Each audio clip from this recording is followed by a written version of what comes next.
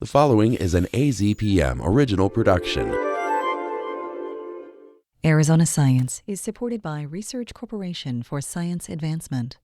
For Arizona Public Media, I'm Tim Swindle, Professor Emeritus of Planetary Science at the University of Arizona, and this is Arizona Science. Joining me today is Michael Kotutwa Johnson, an assistant professor in the university's School of Natural Resources and the Environment. Michael, you work on dryland farming, a traditional indigenous farming method.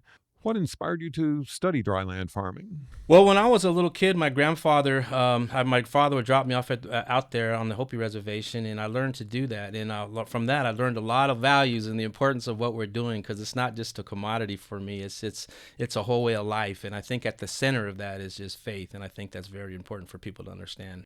These are techniques that have been successfully used for centuries, so why do they need to be researched now? Well, because I'm just trying to find solutions. The main thing that I'm facing with, and we're facing with at Hopi, is just drought that's been lasting for a long time. And so I'm trying to find more modern solutions to help us continue our grow outs, because agriculture is very tied into our ceremonial and our spiritual structures we have up there. And is it more of a problem of drought or heat or both? It's a problem of both, really. I mean, we've had longer winters. They haven't provided as much moisture as we needed, but it's also the heat that we were experiencing those in a shorter time. So those take their toll on the crops that we're having up there. When we say dryland farming, what does that actually mean? That means raising crops in the semi-arid region without any sort of man-made irrigation. For example, when I was at Cornell University, the crop scientists there said I needed 33 inches of annual rainfall a year. We're able to do it pretty productively on only 6 to 10, which is really amazing. What are some of the changes to traditional dryland farming that you're investigating? I'm looking at the best water conservation practices. I'm looking at 3 different practices. I'm looking at flood irrigation, I'm looking at drip irrigation, and subsurface irrigation over here at the Campus Ag Center. What are the crops that you're growing?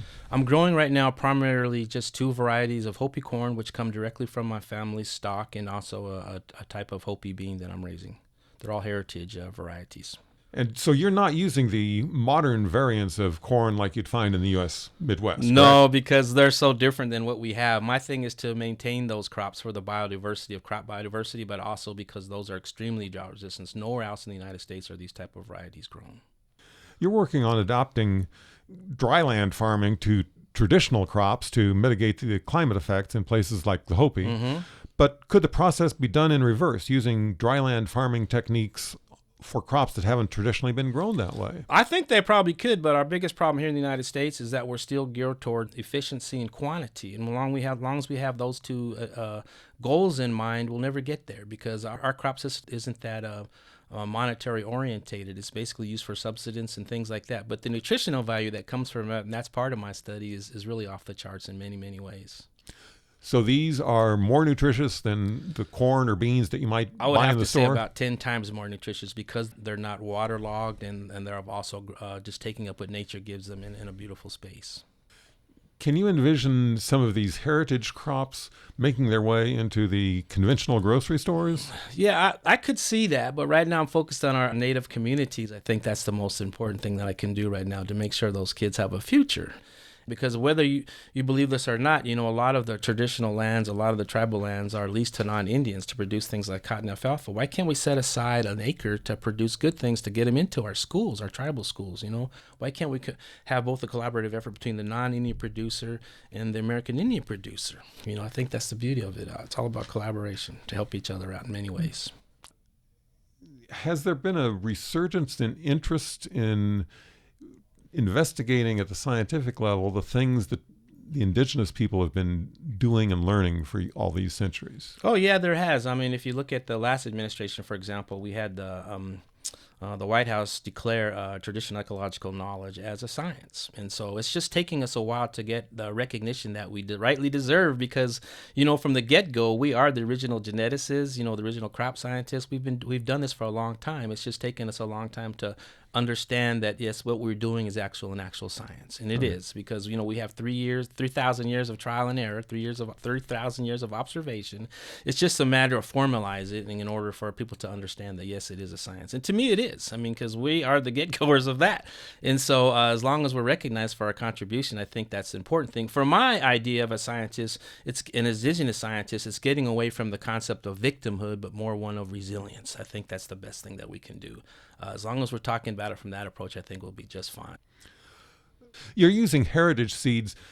Do you know how long it took to develop them? Is there any well, we've been up there for about 3,000 years. Yeah. I always like to call myself a 250th generation farmer because we've been at it for a long time. And over time, those seeds have adapted to an extremely dry climate. And so it's very important that we just hold on to those. And has the technique changed over the centuries? I think it's changed over time because, sometimes we have more moisture available in the soil, so we adjust our planting depths and also our row spacing when we do that. For example, at Hopi, because it's dry farming, we cluster plant, and we have about 6 feet rows rather than your standard 14-inch rows. And so our planting depths are anywhere from 6 inches to 1.5 feet deep, whereas in conventional agriculture, they'll only plant 1 deep, 1 kern per hole. And so it's kind of unique. It's a very unique thing to look at. Some of my friends accuse me of being the bush farmer because they look like bushes when they're coming up. But there's a lot to be said with our type of system that we're doing out there. Are there multiple kinds of heritage corn? Oh, yes. So we have over 17 different. Part of my study looking at those type of varieties and bringing those back just because of their drought tolerance and because they're so important for our society at Hopi. Our guest today has been Michael Kotutwa Johnson, who is studying ways to adapt traditional dryland farming techniques to a changing climate. This is Tim Swindle, and you have been listening to Arizona Science. You can also listen to this and other Arizona Science segments by going to the AZPM website at azpm.org.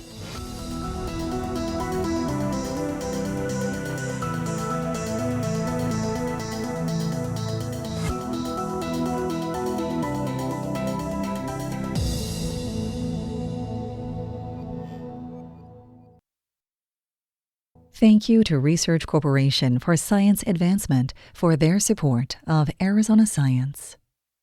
AZPM podcasts are made possible in part by donations from listeners like you. Learn more at support.azpm.org. Thank you.